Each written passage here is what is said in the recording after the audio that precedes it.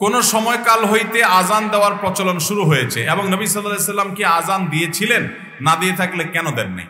বর্তমানে যাদের ছেলে সন্তান নাই কিন্তু মেয়ে সন্তান আছে, তার বাবা মৃত্যুর আগে সম্পত্তি মেয়েদের নামে লিখে দিয়ে যায়, তাতে ভাতিজারা যেন না পায়, তা কতটুকু শরীয়ত সম্মত? বর্তমানে অনেক যুবকরা হাঁটু ছেঁড়া প্যান্ট পরে, এলোমেলো চুলের কাটিং দেয়, তাদের পিতামাতা সম্পর্কে কিছু জানতে চায়। বর্তমানে যারা জমির ব্যবসা করে অর্থাৎ দালালি ব্যবসা, ইসলাম শরীয়ত মোতাবেক এই ব্যবসা কতটুকু হালাল? এরপরে প্রশ্ন হলো, আমি একজন নবমুসলিম, আমি গত 1 বছর আগে ইসলাম গ্রহণ করেছি, আলহামদুলিল্লাহ, আমার বয়স 24 বছর, আমি আর্থিক সমস্যার কারণে পরিবারের সাথে থাকি এবং খাবার পরিবারের সাথে খাই, এটা কি জায়েজ হবে? হজ করা কাদের উপরে ফরজ? আমার প্রতিবেশী যদি ইচ্ছাকৃতভাবে আমার সাথে দেখা কথা না বলে তাহলে আমার আমল কি কবুল হবে? কোনো আলেম তার প্রতিষ্ঠানের জন্য ক্যালেন্ডার করলে সেই ক্যালেন্ডারে তার নিজের ছবি দেওয়া কতটুকু শরীয়ত সম্মত? এরপরে প্রশ্ন হলো, আমরা অনেকে বিভিন্ন ব্যাংকে টাকা রেখে যে লাভ পাই তা দিয়ে সংসার পরিচালনা করি। প্রশ্ন হচ্ছে, এটা সুদ হলে আমাদের কিরকম পাপ হবে? এ থেকে উত্তরণের উপায় কি? নামাজের অধিকাংশ জায়গায় অথবা যেখানে যেখানে বিসমিল্লাহ বলতে হয় তার মধ্যে রুকু সিজদা তাশাহুদের পূর্বে বিসমিল্লাহ বলে শুরু করতে হবে কিনা? মালিক তার ড্রাইভারকে ওয়াদাকৃত টিপস বা বোনাস না দেওয়াতে ড্রাইভার অতিরিক্ত টাকা ইনকাম করে নিজের কাছে রাখতো, কিন্তু এখন অনুশোচনা হচ্ছে, মালিককে বললে বড় বিপদ হবে, এখন কি করা উচিত? আমার স্ত্রী পরহেজগার কিন্তু তার ব্যবহার ভালো না, আমাকে বিশ্বাস করে না, এখন সে হজে যায়, আমি মাফ করলে তার হজ কবুল হবে কিনা? প্রশ্ন হলো, কিছু পুরুষ আছে যারা স্ত্রীর কথায় উঠে বসে, এমনকি পুরুষের বাসার অথবা ব্যবসায়িক কাজে ব্যস্ত থাকে এবং মহিলারা বাজারে এসে বাজার করে, স্কুলে বাচ্চা নিয়ে এসে ঘন্টার পর ঘন্টা আড্ডাবাজি করে, সেই পুরুষ ও মহিলাদের পরকাল সম্পর্কে জানতে চাই। এরপরে প্রশ্ন হলো, নারীদের সঠিক পর্দার নিয়ম জানতে চাই।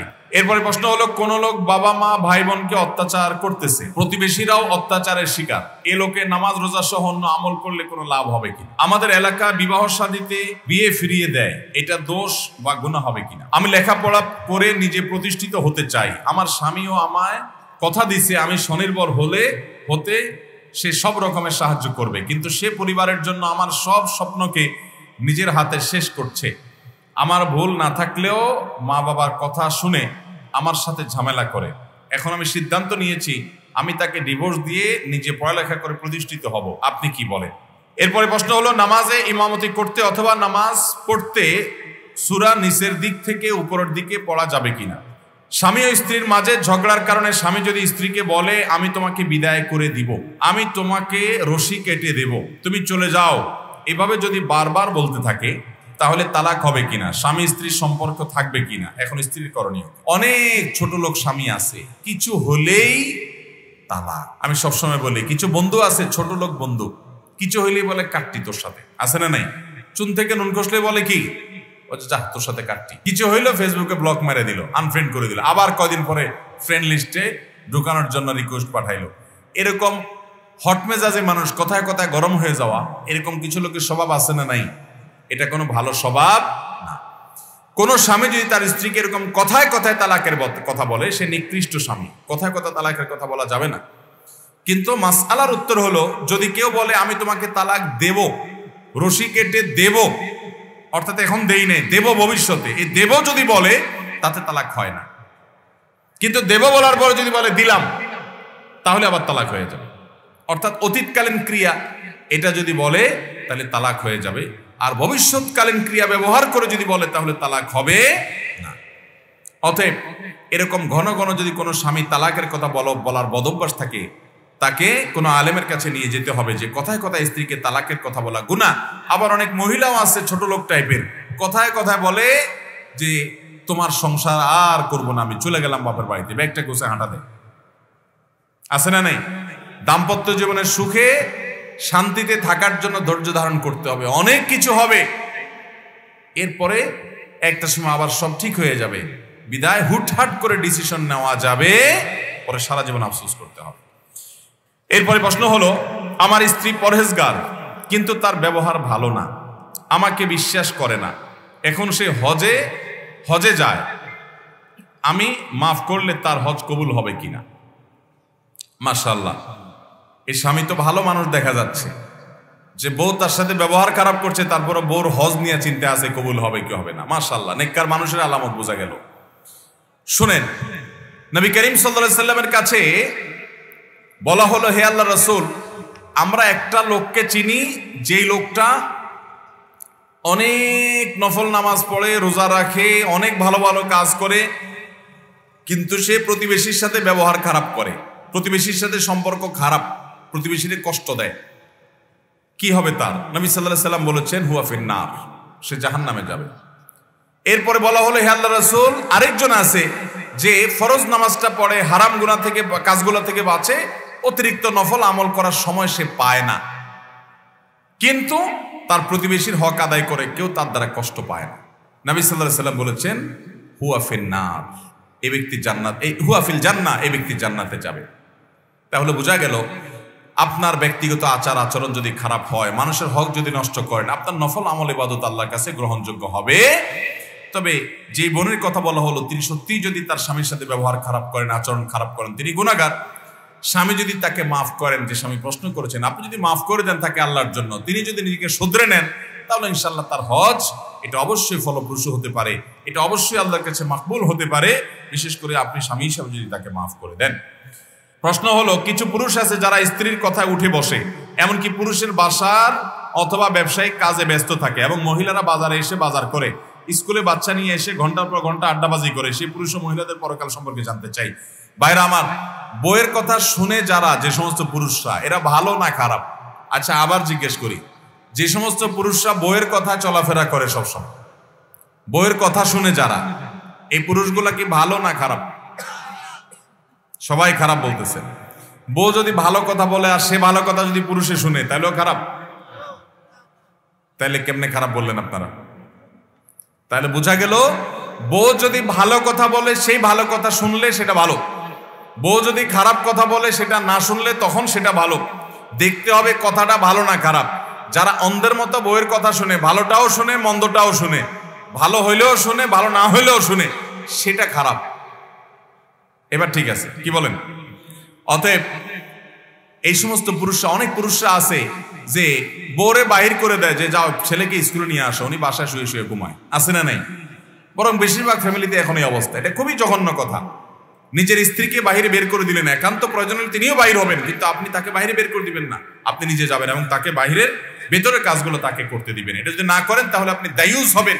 আর দায়ুস আল্লাযী ইউকিরু ফি আহলিল খাবাস, আপনার পরিবারকে আপনি বের করে পর্দার বাইরে যেতে বা অন্য পুরুষদের সামনে যেতে আপনি বাধ্য করছেন, অথচ আপনি বাসায় অবস্থান করছেন। এটা জায়েজ নাই। শরীয়তের নির্দেশনা অনুপাতে তাদেরকে ভেতরে কাজ করতে দিবেন, আপনি বাইরের সাইড দেখবেন। এরপরে প্রশ্ন হলো, নারীদের সঠিক পর্দার নিয়ম জানতে চাই। নারীরা কিভাবে সঠিকভাবে পর্দা করবেন? তার সকল সৌন্দর্যকে তিনি ঢেকে চলবেন। আল্লাহ বলেছেন, ওয়ালা ইউবদিনা যিনাতাহুন্না ইল্লা মা যাহারা মিনহা। নারীরা তাদের সৌন্দর্যের যেগুলো এমনিই প্রকাশ হয়ে যায় সেগুলোর কথা ভিন্ন, বাকি সকল সৌন্দর্য তারা ঢেকে ঢুকে রাখবে, এগুলোকে তারা প্রকাশ করবে না। এটাই হলো শরীয়তের নির্দেশনা, এবং এর মাধ্যমে একজন নারী তার পর্দা পালন করবেন। তিনি কোনো পুরুষের সাথে প্রয়োজন ছাড়া কথা বলবেন না। প্রয়োজনে কথা বলতে গেলে কণ্ঠকে কোমল করবেন না, এটা হলো তার পর্দা। এবং তার পর্দার অংশ হিসেবে এমন বোরকা পরবেন না, এমন পোশাক পরবেন না যেটা দ্বারা তার শরীর অঙ্গ প্রত্যঙ্গ ফুটে ওঠে কিংবা প্রকাশিত হয় কিংবা অন্যের দৃষ্টিকে আরো বেশি আকৃষ্ট করে, তার একটা পর্দা হবে না। এরপরে প্রশ্ন হলো, কোন লোক বাবা মা ভাই বোনকে অত্যাচার করতেছে, প্রতিবেশীরাও অত্যাচারের শিকার, এ লোকে নামাজ রোজা সহ অন্য আমল করলে কোনো লাভ হবে কিনা? একটু আগেই আমি যে হাদিস বলেছি, যে নবী সাল্লাল্লাহু আলাইহি ওয়াসাল্লামের কাছে বলা হলো, হে আল্লাহর রাসূল, অমুক নারী তিনি অনেক ভালো কাজ, নফল আমল, রোজা, সাদকা ইত্যাদি ভালো কাজ করেন, অথচ প্রতিবেশীরা তার দ্বারা কষ্ট পায়। নবী সাল্লাল্লাহু আলাইহি ওয়াসাল্লাম বলেছেন, হিয়া ফিন্নার, এই মহিলা জাহান্নামে যাবে। তার নফল আমল, রোজা এগুলাতে লাভ হবে না, যেহেতু সে প্রতিবেশীর হক নষ্ট করে, মানুষের হক নষ্ট করে, আচরণ খারাপ করে। আবার আরেকজনকে বলা হলো, আল্লাহর রাসূল, অমুক লোকটা তিনি অনেক বেশি নফল আমল টামল করতে পারে না, মেইন ফরজ কাজগুলো শুধু করে, তবে তার প্রতিবেশীরা তার দ্বারা কষ্ট পায় না, সে সবার অধিকার করে সচেতন। নবীজি সাল্লাল্লাহু আলাইহি ওয়াসাল্লাম বলেছেন, এই লোক জান্নাতে যাবে। এই হাদিসের আলোকে এই প্রশ্নের উত্তর একেবারে দিনের আলো মতো পরিষ্কার। কেউ যদি মানুষের হক নষ্ট করে, তার ব্যক্তিগত নফল আমল এগুলো তাকে জান্নাতে নিতে পারবে। এই জন্য আমাদের নফল আমলের পরিমাণ কম হোক, কিন্তু কারোর অধিকার নষ্ট করব না, প্রতিবেশীর সাথে ব্যবহার খারাপ করব না, তাকে কষ্ট দিব না, তার জায়গাতে জুলুম করব না, এবং আত্মীয় স্বজনের সাথে সুসম্পর্ক বজায় রাখবো। কাস্টমারের হক নষ্ট করব না, দোকানদারের হক নষ্ট করব না, কাস্টমারকে 2 নম্বর মাল ধরাই দিব না, দোকানদারকে ছেঁড়া টাকা চালাকি করে ঢুকাই দিব না, এই জাতীয় ভাবে একজন আরেকজনকে কোনো হক নষ্ট করব না, তাহলে আমল অল্প হবে কিন্তু জান্নাতে যাওয়া সহজ হবে ইনশাআল্লাহ। আমাদের এলাকা বিবাহ শাদীতে খোঁজ বলে, বিয়ে ফিরিয়ে দেয়, এটা দোষ বা গুনাহ হবে কিনা? দেখুন, খোঁজ কিংবা এরকম নানা নামে বিভিন্ন সমাজে এই বদভ্যাসটি প্রচলিত আছে যে কারোর ছেলে কিংবা মেয়ের বিয়ের জন্য যখন কোনো মানুষজন আসে তখন এলাকার কিছু লোক থাকে ওই বিয়েতে খোঁজ বলে, অর্থাৎ ওই বিয়েতে মিথ্যা কথা বলে ওই বিয়েটাকে ভেঙে দেওয়ার চেষ্টা করে। কথা বললো যে ছেলেটা ভালো না, ধরুন বললো যে মেয়েটার চরিত্র খারাপ, অথবা বললো তারা মানুষ ভালো না, একটা অহেতুক কথা তুলে দিয়ে বিয়েটাকে ভেঙে দেয়। এই জিনিসটা আপনাদের এলাকায় আছে? প্রশ্ন যেহেতু আসছে আপনাদের এলাকারই প্রশ্ন, তাহলে বোঝা গেল এই রোগটা এই সমাজে আছে। ভালো করে শুনে রাখেন, কোন মানুষের নামে মিথ্যা অপবাদ দেওয়া, কোন মানুষের নামে তোহমত দেওয়া আল্লাহর জমিনে সবচেয়ে ভয়ঙ্কর গুনাহ এবং অপরাধগুলোর মধ্যে একটা।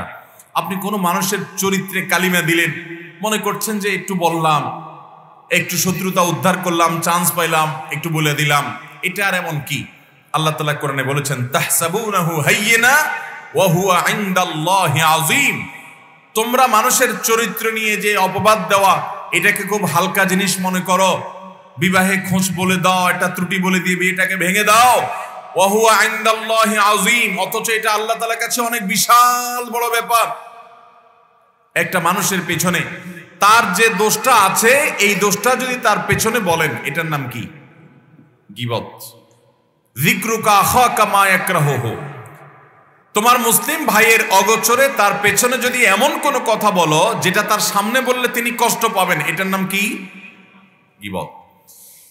এই গীবত যদি ইসলামে হারাম হয়, নিষিদ্ধ হয় এবং আপন মৃত মরা ভাইয়ের গোশত খাওয়ার মতো জঘন্য, নোংরা এবং ভয়াবহ অপরাধ হয়, অথচ আপনি যার গীবত করছেন সেই দোষটা তার মধ্যে আছে না নাই? আছে। তার মধ্যে সেটা থাকলে তখন তার পেছনে বললেন শুধু, এই কারণে সেটা গীবত হলো। আর যদি কারোর পেছনে এমন কথা বলেন, এমন ত্রুটির কথা বলেন, তার এমন সমস্যার কথা বলেন যেটা আসলে বাস্তবে নাই, তাহলে সেটা তো গীবতের চাইতে বহুগুণ জঘন্য বলার অপেক্ষা রাখে। এটাকে বলা হয় তোহমত। এটাকে কি বলা হয়? তোহমত, মানে মিথ্যা অপবাদ। এই মিথ্যা অপবাদ দেওয়া এটা জঘন্য অপরাধ, জঘন্য গুনাহ ভাইরা আমার, আল্লাহর আরশ কাঁপার মতো অপরাধ। এই অপরাধের শাস্তি যে কত ভয়াবহ হবে, গীবতের কারণে যদি শাস্তি এত ভয়াবহ হয় এবং নবী সাল্লাল্লাহু আলাইহি সাল্লামকে দেখানো হয় যে গীবতের শাস্তি কি হবে, তাহলে সেক্ষেত্রে মানুষের পেছনে তার দোষ নাই সেই দোষটা বানিয়ে বলে তার বিয়ে ভেঙে দেওয়া, আত্মীয়তা হতে না দেওয়া, সম্পর্ক সৃষ্টি হবে সেখানে বাধা দেওয়া এবং যারা আত্মীয়তার জন্য আসছে তাদেরকে ফিরিয়ে দেওয়া, এটা কত বড় জঘন্য অপরাধ হবে। আমরা অনেকে আছি নামাজে কালামে মুসলমান, নামে মুসলমান, দাবিতে মুসলমান, কিন্তু এই জাতীয় আচরণে মুসলমান তো দূরের কথা, সম্পূর্ণ কাফের বেঈমানদের চাইতে অনেক সময় খারাপ চরিত্রের, পশুদের মতো, বরং পশুদেরকে হার মানানো খারাপ চরিত্রের।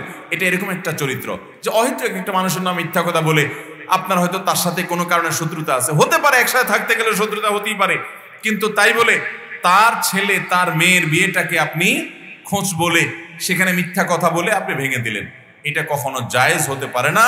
আল্লাহর জমিনের সবচেয়ে বড় অপরাধগুলোর মধ্যে একটা। খবরদার, আল্লাহকে ভয় করেন। আপনি না পারলে চুপ থাকেন, কোনো মন্তব্য করবেন না, কিন্তু মিথ্যা কথা বলার কোনো সুযোগ নাই।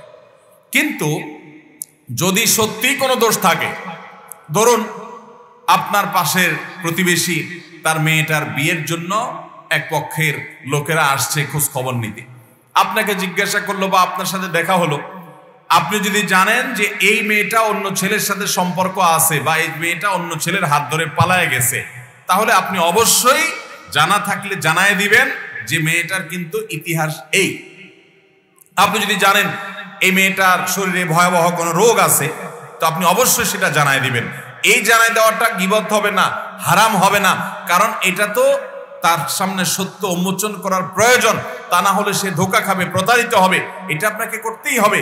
এখানে যদি আপনি বরং লোকছাপা করেন তাহলে আপনি গুনাহগার হবেন, কারণ লোকটাকে আপনি প্রতারিত করলেন।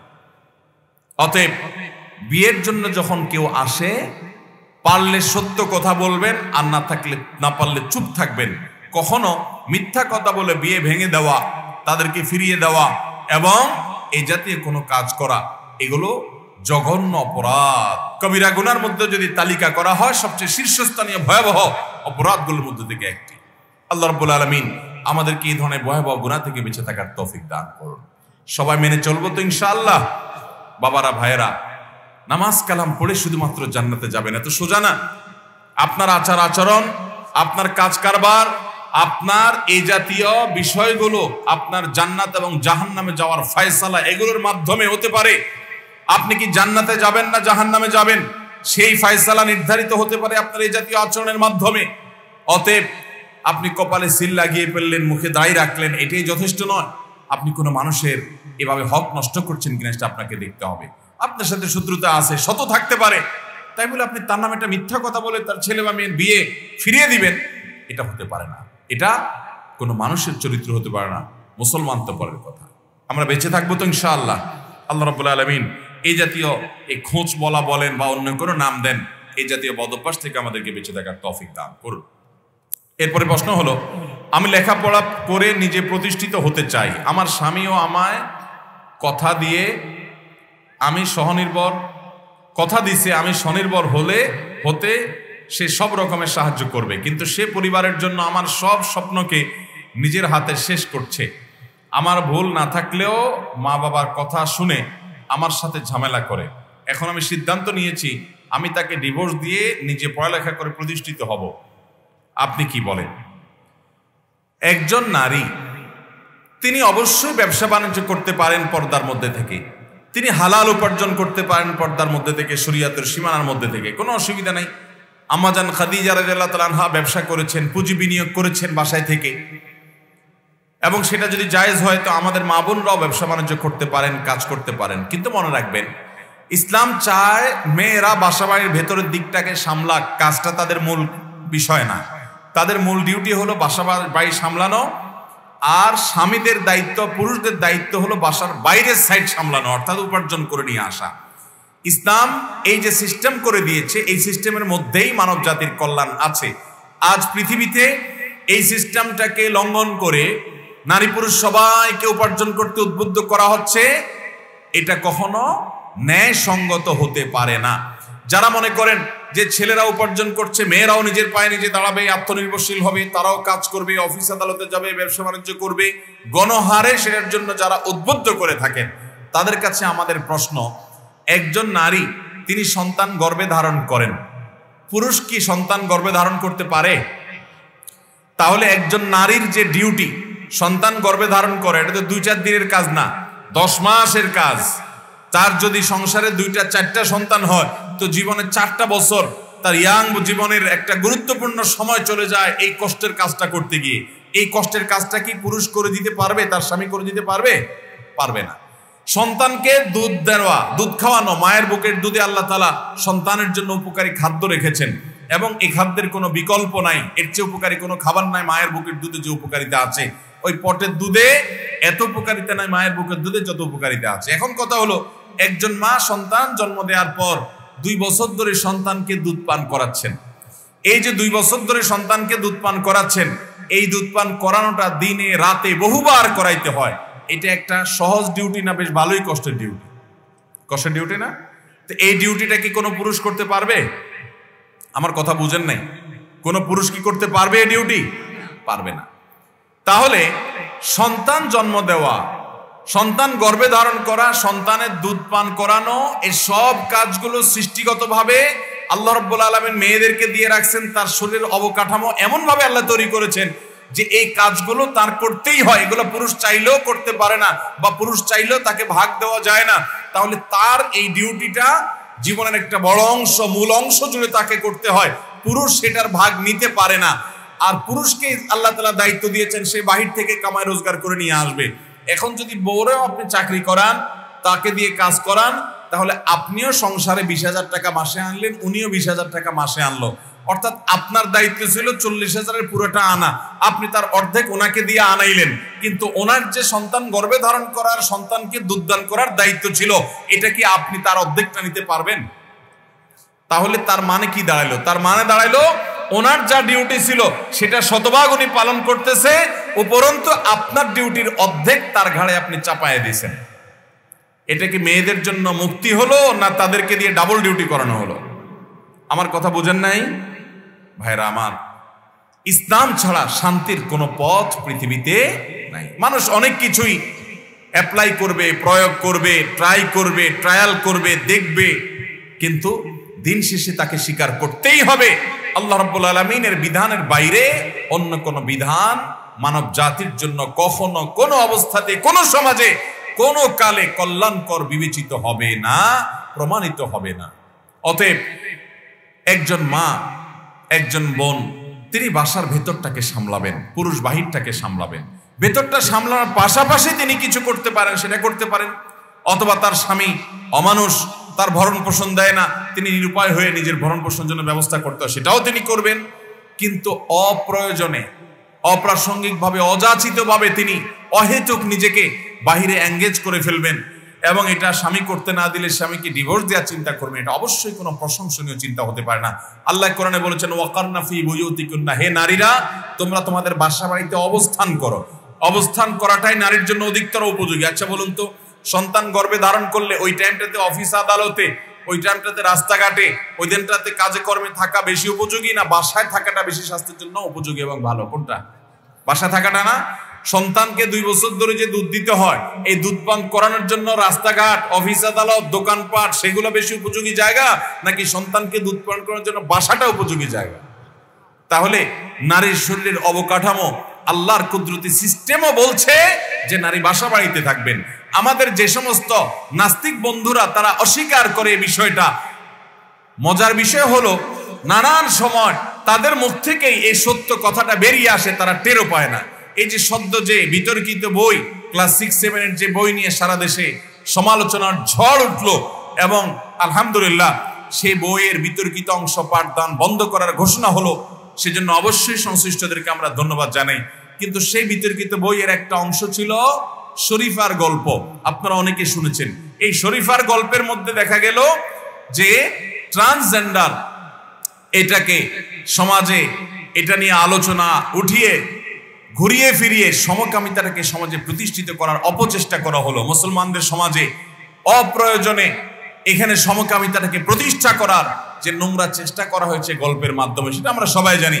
এই গল্পের মধ্যে বলা হয়েছে শরীফ নামে একটা লোক, তিনি হঠাৎ করে মনে করতে লাগলেন, তার মনে হলো তিনি এখন মহিলা হয়ে গেছেন, এই জন্য তিনি শরীফা বলছেন। আসলে কিছুই হন নাই, তার মাথা থেকে পা পর্যন্ত একজন পুরুষের শরীরে যা যা আছে তার শরীরে তা তা আছে, অবকাঠামো ঠিক পুরুষেরই আছে, পরিবর্তন কিচ্ছু হয় নাই।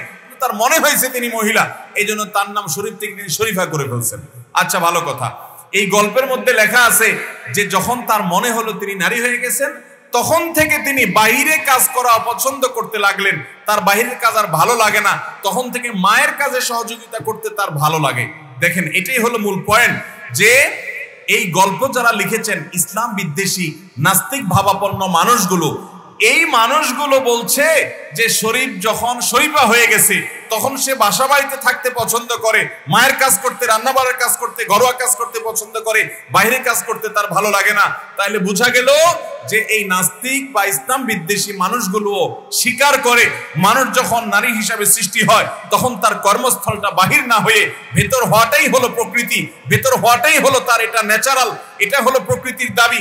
এই যে ছেলেটা হঠাৎ মেয়ে হলো, তার মানসিকতাটাই চেঞ্জ হয়ে গেছে, তার মানে প্রকৃতিটাই এরকম, সৃষ্টি এরকম, নেচারটাই এরকম, আল্লাহ এভাবেই তৈরি করেছেন। অতএব যারা মেয়েদেরকে তাদের কর্মস্থলকে বাহির প্রতিষ্ঠিত করতে চায় তারা নেচারের বিরুদ্ধে যাচ্ছে, তারা প্রকৃতি বিরুদ্ধ কাজ করছে। তাদের মুখ থেকেই প্রমাণ হলো যে আল্লাহ যা বলেছেন সেটাই মহাসত্য।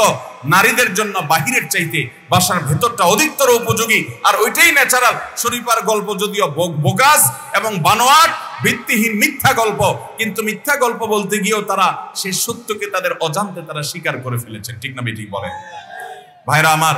ঠিক একইভাবে বাংলাদেশে একজন প্রথিতযশা কবি আছেন, কবি নির্মলেন্দু গুণ। নির্মলেন্দু গুণের একটা কবিতা আছে, এই কবিতাটা আপনারা অনেকে পড়েছেন, আমি বহুবার পড়েছি। এই কবিতায় তিনি লিখেছেন ভালোবাসার কবিতা। ভালোবাসা বলতে তো আজকাল মানুষ বুঝে বিবাহের আগের যেটা 2 নম্বরটা হয়, ওই 2 নম্বরটাই আর কি। তিনি ওই 2 নম্বরটা অবশ্য নিয়ে কবিতার মধ্যে বোঝান নাই, উনি 1 নম্বরটার কথাই বলছেন। উনি সেই কবিতায় বলেছেন আমাকে কেউ ভালোবাসতে হবে এমন কোনো কথা নাই, কিন্তু আমি বাহির থেকে আসলে ভেতর থেকে কেউ একজন দরজা খুলে দেখে, এটা আমি চাই। দেখেন, তাহলে তিনি নিজেও স্বীকার করতেছেন যে ভেতরে একজন মহিলা থাকুক, এটাই হলো ন্যাচারাল, এটা তার প্রকৃতির দাবি, এটা তার মনের দাবি। নিজের অজান্তেই কিন্তু আল্লাহ যা বলেছেন, ইসলাম যা বলেছে সেটাকে স্বীকার করে নিচ্ছেন। ঠিক না ঠিক? কত প্রমাণ লাগবে আপনার কাছে? এই নাস্তিক বন্ধুরা জানে না যে তাদের অজান্তে থলের বিড়াল বের হয়ে যায়, আল্লাহ তাআলার অস্তিত্বের স্বীকৃতি দেয়। এরাও যখন ফান্দে পড়ে যায়, ভূমিকম্প শুরু হয়ে যায়, মুখ দিয়া নিজের অজান্তে আল্লাহ বের হয়ে যায়। আল্লাহ রাব্বুল আলামিন আমাদেরকে এই বিভ্রান্তির বেড়াজাল থেকে বাঁচার তৌফিক দান করুন। আমার যে বোন এই প্রশ্ন করেছেন, সেই বোনকে বলবো, আল্লাহ রাব্বুল আলামিনের কাছে যদি আপনি সারেন্ডার করে থাকেন, তার কাছে যদি নিজেকে সমর্পণ করে থাকেন, তো আপনি বাহিরে কাজ করার জন্য তো পাগল পড়া কেন যে আপনি স্বামীকে ডিভোর্স দিয়ে দিবেন, বাহিরে আপনি কাজ করতে পারবেন না সেজন্য? তবে হ্যাঁ, অবশ্যই আমি আপনার সাথে একমত, আপনার স্বামী যদি আপনার শ্বশুর শাশুড়ির কথা শুনে আপনার প্রতি অবিচার করে, সেটার জন্য আপনি বিহিত করেন, তালাশ করেন, আপনি চেষ্টা করেন সেটাকে থামাবার। কিন্তু তাই বলে আল্লাহর বিধানের বাইরে, আল্লাহর পদ্ধতি এবং সুন্নাতুল্লাহের বাইরে গিয়ে আপনি কখনো সুখী হতে পারেন না। আল্লাহ রাব্বুল আলামিন আমাদের মা বোনদেরকে দুনিয়ার এই চক্রান্ত থেকে বেঁচে থাকার তৌফিক দান করুন। যারা নারীদেরকে অধিকার দেওয়ার নাম করে তাদের দিয়ে ডাবল ডিউটি করিয়ে নেয়, তাদের চক্রান্ত সম্পর্কে মুসলমান নারীদেরকে আল্লাহ তাআলা সজাগ থাকার তৌফিক দান করুন। নারীর অধিকার নিয়ে তোমরা যারা মুসলমানদের সবক দিতে আসো, তোমরা কি জানো নারী হিসেবে জন্মগ্রহণ করাটা পৃথিবীতে যখন অপরাধ ছিল, ওয়াইদাল মাউউদাতু সুইলাত আয়াত নাজিল হয়েছে, সেই সময়ে এই ইসলাম এসে নারীকে শুধুমাত্র জীবন্ত কবরস্থ হওয়া থেকে উদ্ধার করে নাই, নারীকে এমন এক উন্নত জায়গা নিয়ে বসিয়েছে, এমন একটা উঁচু আসনে আসীন করেছে যে নারী হিসেবে জন্মগ্রহণ করা এটা আনন্দের, এটা গর্বের। নবী সাল্লাল্লাহু আলাইহি সাল্লাম দুজন কন্যার বাবা হলে, মা হলে তার জন্য জান্নাতের দায়িত্ব নিয়েছেন। কোরআনে আল্লাহ তাআলা সূরা নিসা নাযিল করেছেন। নবী সাল্লাল্লাহু আলাইহি সাল্লাম বলেছেন, আমি নারীদের বেশি ভালোবাসি পুরুষদের তুলনাতে। নবী সাল্লাল্লাহু আলাইহি সাল্লামের হাদিসের আলোকে নারীকে মুক্তির ঘোষণা তিনি দিয়েছেন। যখন নারী মুক্ত ছিল না, যখন তোমাদের নারীবাদীদের বাপদাদার 14 গোষ্ঠীর জন্ম হয় নাই, তখনই আল্লাহ রাব্বুল আলামিন ইসলাম, নবী সাল্লাল্লাহু আলাইহি সাল্লাম আমাদের দেশের গোটা পৃথিবীর সকল নারীদের মুক্তির পরওয়ানা এবং পয়গাম নিয়ে এসেছেন। অতএব ইসলামের বাইরে কোনো শান্তির পথ থাকতে পারে? আল্লাহ তাআলা ইসলামের কাছে আমাদের সবাইকে সারেন্ডার করার তৌফিক দান করুন। আমরা ইসলামের কাছে সারেন্ডার করতে বাধ্য।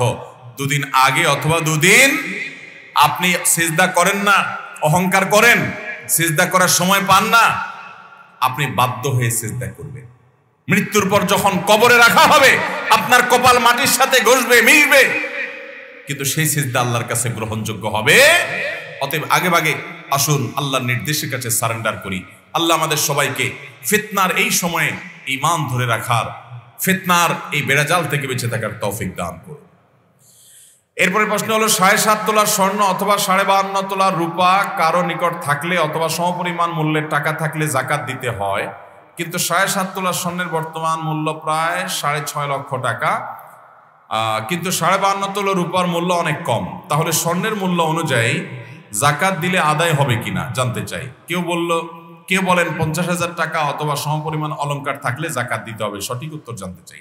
দেখুন, স্বর্ণ অথবা রূপা এই দুইটার নেসাবের কোনোটা, স্বর্ণ হলে 7.5 তোলা অর্থাৎ 85 গ্রাম, আর রূপা হলে 52.5 তোলা অর্থাৎ 595 গ্রাম। এই পরিমাণ স্বর্ণ অথবা রূপা যে কোনো একটার মালিক হলে তার উপরে যাকাত ফরজ। এখন আমাদের যদি নাগের টাকা হয়, এই টাকাটা স্বর্ণেও কনভার্ট হতে পারে, রূপায় কনভার্ট হতে পারে। এই জন্য সর্বনিম্নটা টাচ করলে যাকাত এসে যাবে। যেহেতু রূপার দাম কম, এই জন্য রূপারটা টাচ করলে যাকাত এসে যাবে। আর যদি কারো পিওর স্বর্ণ থাকে, তাহলে সেক্ষেত্রে 7.5 ভরি রাখ পর্যন্ত যাকাত হবে না। কিন্তু স্বর্ণ কিছু আছে, টাকা কিছু আছে, তাহলে দুইটার মূল্য যোগ করে রূপারটা টাচ করলে যাকাত হয়ে যাবে। শুধু স্বর্ণ থাকলে শুধু তখন 7.5 ভরির আগে যাকাত আসবে না। এই বিষয়ে ওলামা ইকরামের তেমন কোনো মত পার্থক্য আছে বলে আমার জানা নাই, যদিও এটা আমাদের অনেকের বুঝে নাও আসতে পারে, কিন্তু মাসআলা এটাই এবং চূড়ান্ত সিদ্ধান্ত এটাই। এরপরে প্রশ্ন হলো, নামাজে ইমামতি করতে অথবা নামাজ পড়তে সূরা নিচের দিক থেকে উপরের দিকে পড়া যাবে কিনা?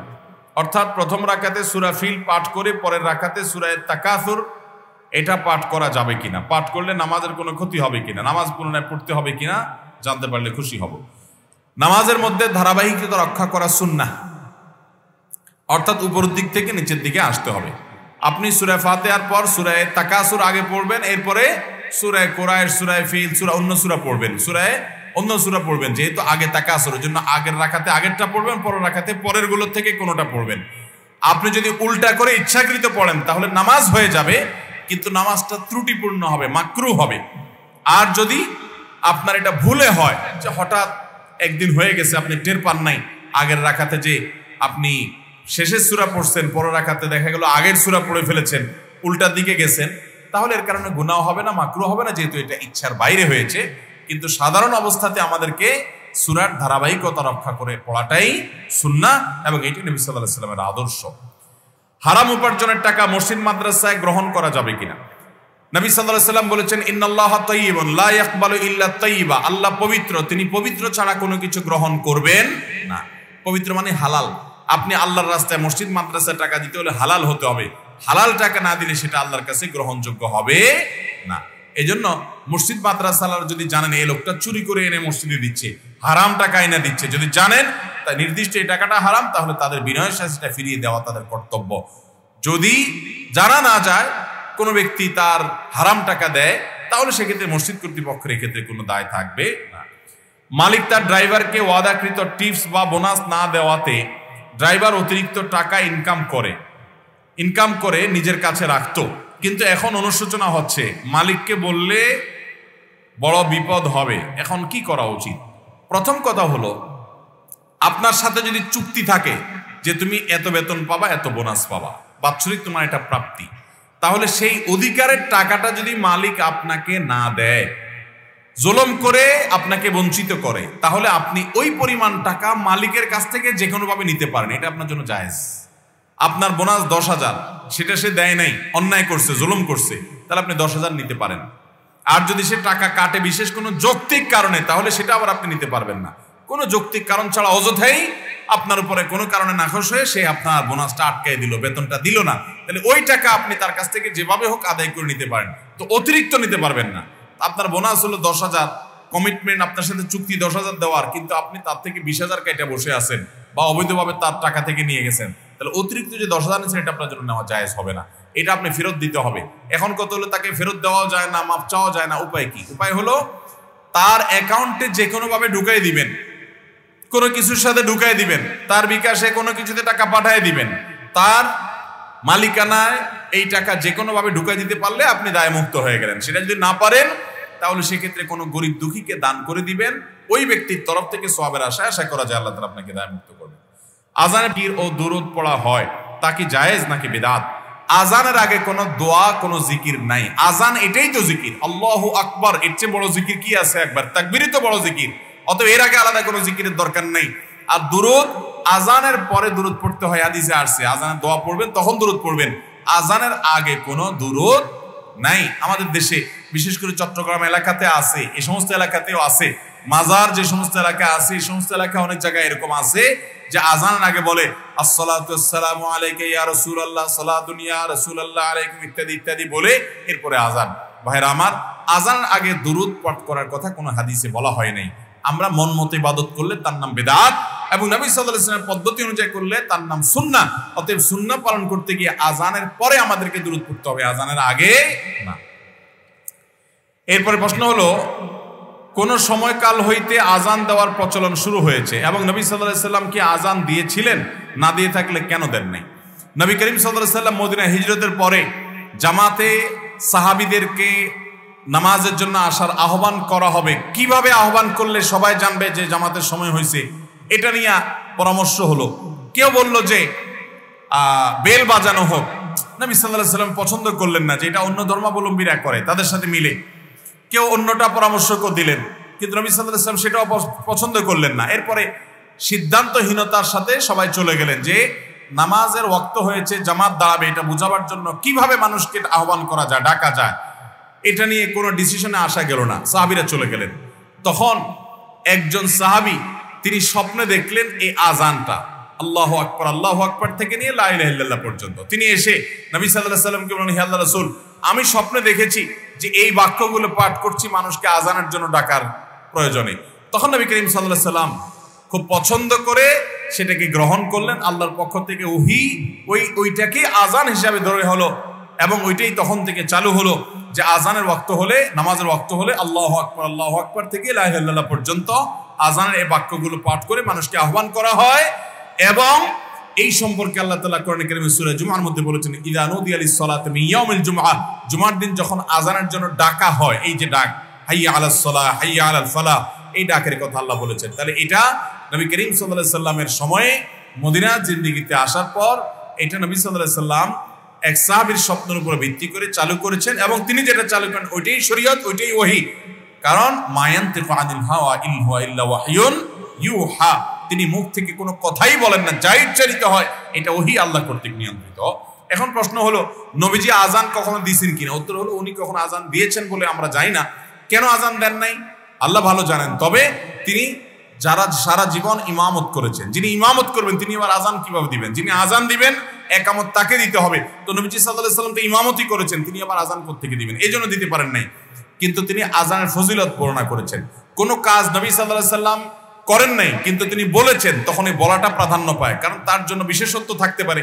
তিনি নবী হিসেবে শুধু ইমামতি করবেন, কিন্তু আজানের মর্যাদা দিয়ে বর্ণনা করেছেন। কেউ যদি আজান দেয়, কিয়ামতের দিন তার মাথা উঁচু থাকবে সবার উপরে, সে সম্মানিত, এটা বোঝা যাবে দুনিয়াতে সে আজান দিয়েছে আল্লাহকে খুশি করার জন্য। শুধু পয়সার দান্দা চাকরির উদ্দেশ্যে করলে এটা হবে না, আল্লাহর কাছে সওয়াবের আশা থাকতে হবে। ঠিক একইভাবে নবী করিম সাল্লাল্লাহু আলাইহি সাল্লাম মুয়াজ্জিনদের সম্পর্কে বলেছেন, তার আজান শুনে যত মানুষ নামাজ পড়তে আসবে সবাই যে পরিমাণ সওয়াব পাবে, মুয়াজ্জিনকে আল্লাহ রাব্বুল আলামিন তার সমপরিমাণ সওয়াব দান করবেন। বিধায় আজানের সওয়াব অপরিসীম, সেটি আমাদের দেওয়ার চেষ্টা করতে হবে। নামাজের অধিকাংশ জায়গায় অথবা যেখানে যেখানে বিসমিল্লাহ বলতে হয় তার মধ্যে রুকু সিজদা তাশাহুদের পূর্বে বিসমিল্লাহ বলে শুরু করতে হবে কিনা? উত্তর হলো না। তাশাহুদ, আত্তাহিয়াতু, অন্যান্য দোয়া দরুদ এগুলো কোনটার শুরুতে বিসমিল্লাহ বলবেন না। বিসমিল্লাহ বলবেন সূরা ফাতিহার শুরুতে, আর অন্য সূরা মিলাবেন তখন বিসমিল্লাহ পাঠ করবেন, আর কোন জায়গায় বিসমিল্লাহ পাঠ করতে হবে না। এক মুসল্লি জামাতের চতুর্থ রাকাতে শামিল হলেন, তাকে নামাজ শেষ করার জন্য 3 বার তাশাহুদ পড়তে হবে। এমত অবস্থায় পরের 3 রাকাতে কোন কোন রাকাতে সূরা ফাতিহা ও অন্য সূরা কিংবা সূরা পড়তে হবে? এটা আমরা এর আগে বহুবার উত্তরে বলেছি।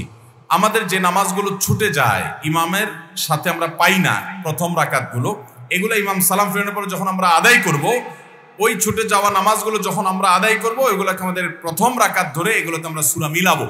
তাহলে ইমামের সাথে সূরা মিলানোর রাকাত যদি একটা পান, তাহলে আরেকটা রাকাতে আপনি মিলাবেন। আর ইমামের সাথে যদি সূরা মিলানোর রাকাত একটাও না পান, তাহলে আপনার 2 রাকাতে আপনি সূরা মিলাবেন, তাহলে আপনার নামাজ হয়ে যাবে ইনশাআল্লাহ। এরপরে প্রশ্ন হলো, আমরা অনেকে বিভিন্ন ব্যাংকে টাকা রেখে যে লাভ পাই তা দিয়ে সংসার পরিচালনা করি। প্রশ্ন হচ্ছে, এটা সুদ হলে আমাদের কিরকম পাপ হবে? এ থেকে উত্তরণের উপায় কি? সুদের টাকা এটা ভোগ করা জায়েজ নয়, হারাম। সুদের কারবার করাটাই হারাম। সুদ এটা আল্লাহর অভিশপ্ত একটা উপার্জন। যত হারাম আছে সুদের মতো ভয়াবহ হারাম আরেকটা নাই। আমি প্রায় সময় বলি, আপনি হালাল টাকা উপার্জন করে বাজার থেকে 1 কেজি গরুর গোশত কিনে আনছেন, 1 কেজি খাসির গোশত কিনে আনছেন, মুরগির গোশত কিনে আনছেন, এনে আপনি রান্না করে খেয়েছেন, তাহলে হালাল টাকায় না, হারাম টাকায় টাকা উপার্জন করছেন, হারাম পদ্ধতিতে। আপনি ঘুষ খেয়ে টাকা উপার্জন করছেন, সেই ঘুষের টাকা দিয়ে আপনি গরুর গোশত কিনে এনে রান্না করেছেন, গুনাহ হবে। যেহেতু ঘুষের টাকা দিয়ে কিনছেন, গুনাহ হবে, খানাটা হারাম হবে।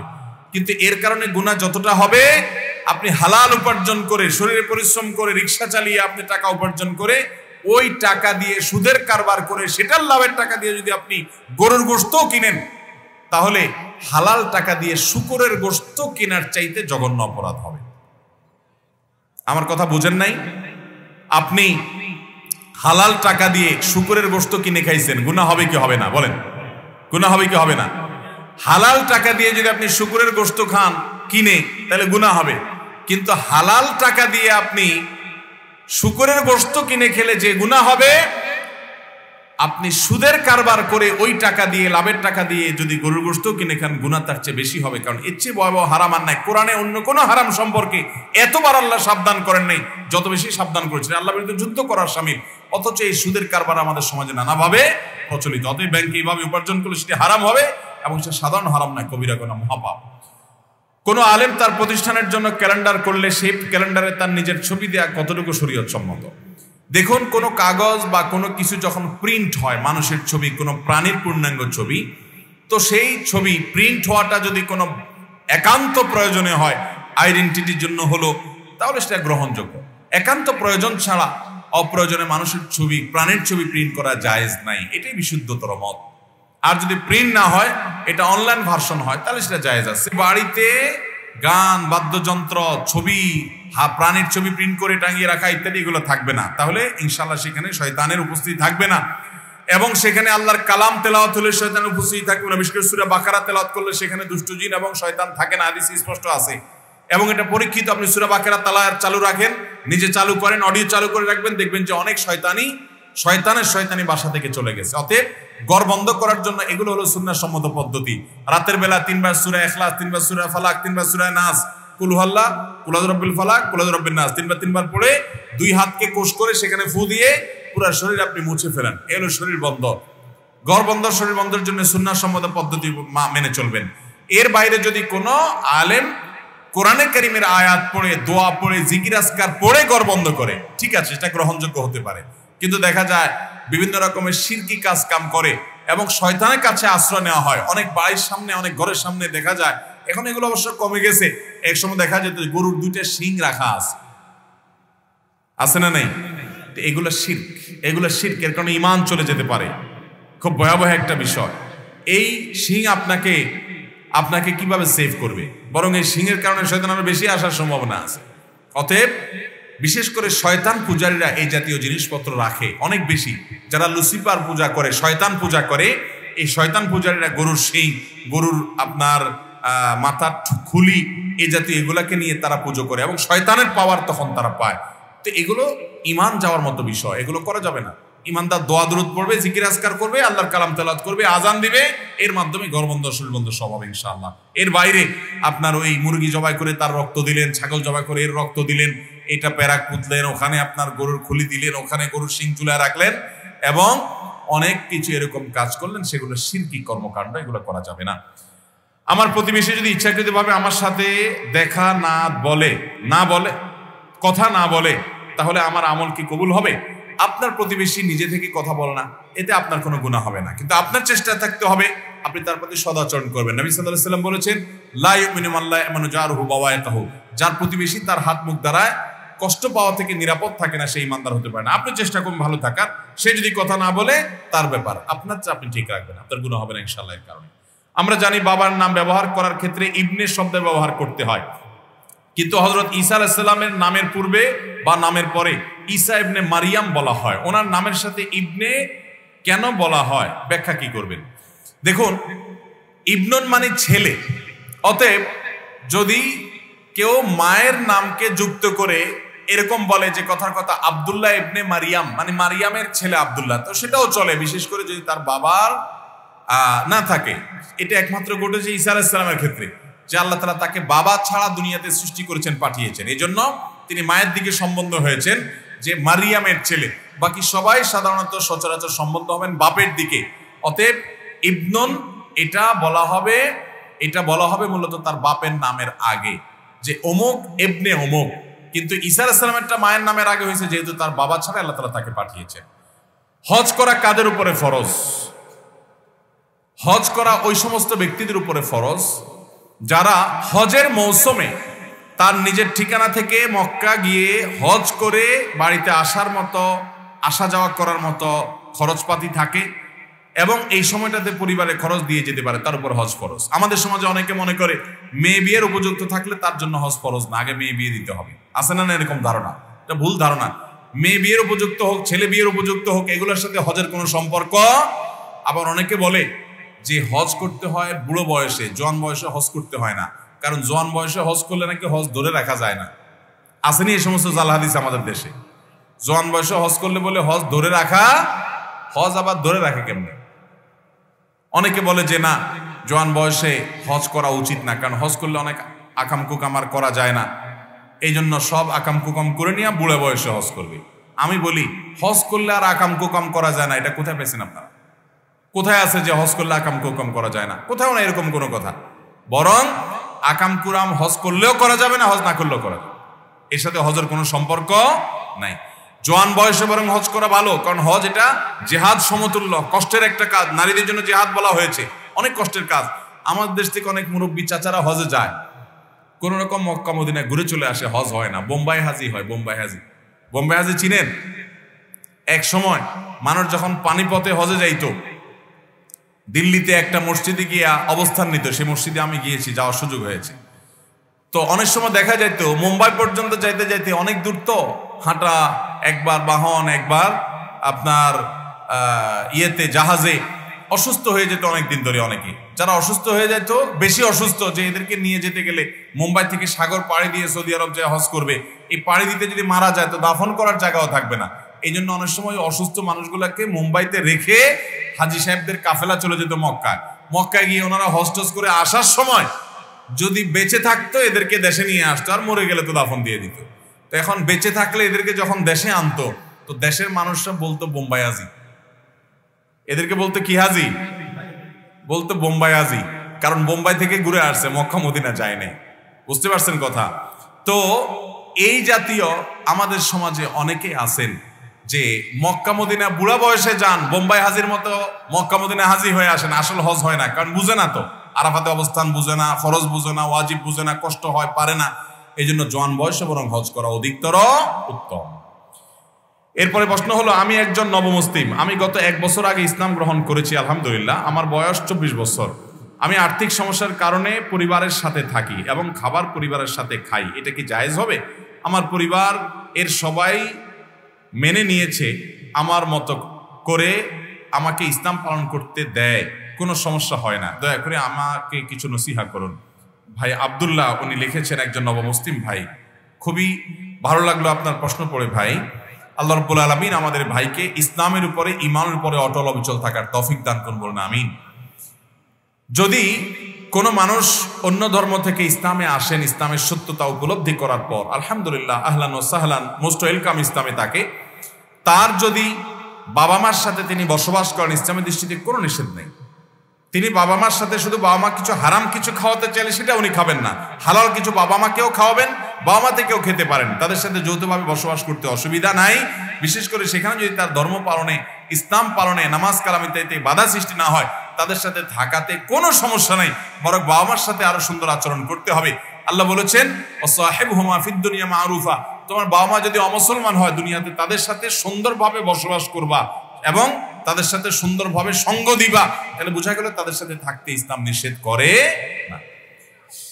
বর্তমানে যারা জমির ব্যবসা করে, অর্থাৎ দালালি ব্যবসা, ইসলামের শরীয়ত মোতাবেক এই ব্যবসা কতটুকু হালাল? দালালি ব্যবসা যেটাকে আপনারা বলতেছেন, এটা ইসলামে কতটুকু হালাল? যদি দালালি ব্যবসাটা এরকম হয় যে আপনি নিজে থেকে জমি খোঁজ করলেন, আরেকজনকে সন্ধান দিলেন, কাগজপত্র চেক টেক করে দিলেন, তাহলে সেক্ষেত্রে তিনি খুশি হয়ে কিছু দিলেন, এটা আপনার জন্য জায়েজ। আরেকটা পদ্ধতি হলো, আপনি একটা জমি দেখলেন, দেখে জমিওয়ালাকে বললেন, আপনার এই জমিটা আমি এত টাকা করে বিক্রি করে দিব, এটা আমার দায়িত্ব। জমিওয়ালা বলল, ঠিক আছে, তুমি এত করে বিক্রি করে দাও, আমাকে এর কমটা দিলে হবে, 50 লাখ করে বিক্রি করো, আমাকে 40 করে দিলেই হবে। এরপরে উনি ওইটা দেখে 50 করে বিক্রি করলেন, তাহলে অতিরিক্ত যেটা নিবেন সেটা তার জন্য জায়েজ হবে, যেহেতু তিনি মধ্যস্থতা করে নিয়েছেন, মিথ্যা কথা বলেন নাই। তবে বেশিরভাগ জমির দালালরা মিথ্যা কথা বলে, এবং এই মিথ্যা কথা বলে যদি উপার্জন করে সেটা কিন্তু কি হবে না, জায়েজ হবে। আবার অনেক জমির দালালরা আছে দুই দিক থেকে খায়, সেটাও কিন্তু জায়েজ নেই। দুই দিক থেকে কিভাবে? যিনি ক্রেতা তাকে বলে, ভাই এটা আপনার জন্য আমি নিয়ে দিচ্ছি, আমি নিতে 50 লাখ দিয়ে নেব, আমাকে আপনি 5 লাখ করে বাড়াই দিয়েন, আমি লাভ যেহেতু করবো না, তো তার কাছ থেকে 5 লাখ খায়। এদিকে জমিওয়ালারে বলে কি, যে আমি এটা 40 লাখ করে বিক্রি করব, 50 লাখ করে বিক্রি করবো, আপনি 40 পাবেন, আমাকে 10 লাভ দিবেন। তো দুই দিক থেকে লাভ খায়, এটা কি হবে না, জায়েজ হবে। বর্তমানে অনেক যুবকরা হাঁটু ছেঁড়া প্যান্ট পরে, এলোমেলো চুলের কাটিং দেয়, তাদের পিতামাতার সম্পর্কে কিছু জানতে চাই। পিতামাতার কথা আর কি বলবো, হাঁটু ছেঁড়া প্যান্ট, অনেক সময় রানের দিকে ছেঁড়া প্যান্ট থাকে। আমি নিজে এরকম মাঝে মধ্যে দেখে একটু টাস্কি খেয়ে যায় যে এই বেচারা কি আসলে ছেঁড়া প্যান্ট পরছে টাকার অভাবে? পরে ভালো করে তাকায় টাকা দেখলে মনে হয় না এটা ফ্যাশন ফ্যাশন। তো এরকম ছেঁড়া প্যান্ট পরা ফ্যাশন, কিয়ামতের আগে হয়তো ন্যাংটা হয়ে যাওয়াটাই ফ্যাশন হবে। তো কিয়ামতের আগে এরকম বহুত উল্টাপাল্টা জিনিস থাকবে। আল্লাহ তাআলা আমাদের যুবকদেরকে সুন্দর রুচি দান করুন এবং পশ্চিমাদের অন্ধ গোলামি এটা থেকে আল্লাহ তাআলা আমাদের যুব সমাজকে বাঁচিয়ে রাখুন। নবী করিম সাল্লাল্লাহু আলাইহি সাল্লাম বলেছেন, একটা সময় আসবে লা তাত্তাবিউন্না সুনানা মান কানা ক্বাবলাকুম, তোমাদের আগের যুগের মানুষদের অনুসরণ তোমরা করবে, এমন কি তারা গিয়ে গর্তে ঢুকলে তোমরা সেখানে যায় ঢুকবা, তারা এক বিগত গেলে তোমরা এক বিগত যাবা। সাহাবীরা বলেছেন, ইয়া রাসূলুল্লাহ, ইহুদি খ্রিস্টানদের কথা বলছেন? তিনি বলছেন, তারা ছাড়া কাদের কথা? তাদের কথাই বলছি। অর্থাৎ তারা যা করবে তোমরা অন্ধের মতো চেষ্টা করবা, বুঝে আসুক বা না আসুক। আপনার প্যান্টটা ছেঁড়া, এটা কিসের ফ্যাশন ভাই? কিন্তু আপনি সেটাই করতেছেন। কাদের অনুসরণ করে করতেছেন? ওই যে ইহুদি খ্রিস্টানদের অনুসরণ করে। মুসলমানদের জন্য নবী করিম সাল্লাল্লাহু আলাইহি ওয়াসাল্লামের চাইতে উত্তম কোনো আদর্শ নাই। লাকাদ কানা লাকুম ফি রাসূলিল্লাহি উসওয়াতুন হাসানা। আল্লাহ এবং আখিরাতকে বিশ্বাস করে তাদের জন্য রাসূলের মধ্যে রয়েছে সবচেয়ে উত্তম আদর্শ। আল্লাহ তাআলা সেটাকে আদর্শ হিসেবে আমাদেরকে গ্রহণ করার তৌফিক দান করুন। বর্তমানে যাদের ছেলে সন্তান নাই কিন্তু মেয়ে সন্তান আছে, তার বাবা মৃত্যুর আগে সম্পত্তি মেয়েদের নামে লিখে দিয়ে যায়, তাতে ভাতিজারা যেন না পায়, তা কতটুকু শরীয়ত সম্মত? কোন মানুষ জীবদ্দশায় একটা মেয়ে আছে সব সম্পদ লিখে দিয়ে যাচ্ছে, অথবা দুইটা মেয়ে আছে সব সম্পদ তাদেরকে দিয়ে যাচ্ছে, কেন? যে ভাতিজারা যেন না পায়, অমুকে যেন না পায়, তমুকে যেন না পায়। এই কাজটা করা অনুচিত, কিন্তু যদি দিয়ে যায় মেয়েদের জন্য সেটা হালাল হবে। অনুচিত কেন? কারণ কোনো ওয়ারিসকে বা আপনার সম্পদ কেউ পেতে পারে, তাকে আপনি বঞ্চিত করার ইচ্ছা করলেন, এটা হলো তার প্রতি এক রকমের অবিচার, এটা জুলুম, এটা জায়েজ নাই। কিন্তু যদি এভাবে দিয়ে দেয় মেয়েদেরকে হেবা হিসাবে, দান হিসাবে, ঠিক আছে আমি তোমাদেরকে দান করে দিলাম, বাপ মেয়েদেরকে দান করতেই পারে, সমান হারে দিল, তাহলে সেক্ষেত্রে সেটা দেওয়াটা জায়েজ হবে। বাট অন্যকে যে ঠকানোর উদ্দেশ্য হয়েছে ওটার কারণে তার কি হবে? গুনাহ হবে। অতএব এরকমটি না করা উচিত। আবাউকুম ওয়া আবনাকুম লা তাদরুনা আইয়ুহুম আকরাবু লাকুম নাফআ, তোমাদের ওয়ারিসদের মধ্যে কে বেশি উপকারে তোমরা জানো না। এই জন্য আল্লাহ যা নির্ধারণ করেছে সে অনুযায়ী দেওয়া উচিত এবং ওইটাকে মানার ভিতরেই কল্যাণ আছে। তবে হ্যাঁ, মেয়েদেরকে কিছু সম্পদ আপনি গিফট হিসাবে সমান হারে ভাগ করে দেন জীবদ্দশা, সেটা ভিন্ন বিষয়। আর কিছু সম্পদ রাখেন যে মৃত্যুর পরে সমান হারে যার যা প্রাপ্য তা পাবে, সবগুলো আপনি দিয়ে দিবেন